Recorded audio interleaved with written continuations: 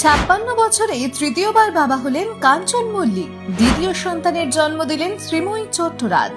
19 মাসের কৃষ্ণবী এবার দাদা না দিদি? তারকা দম্পতির ঘরে এলো নতুন অতিথি। ছেলে না মেয়ে, কি সুখবর দিলেন কাঞ্চন শ্রীময়ী?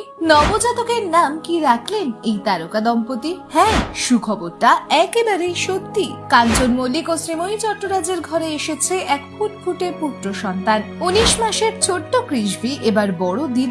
ছেলে মেয়ের নামের মিল রেখেই নবজাতকের নাম রাখা হয়েছে কৃষিব। এই নামেরও রয়েছে বিশেষ অর্থ।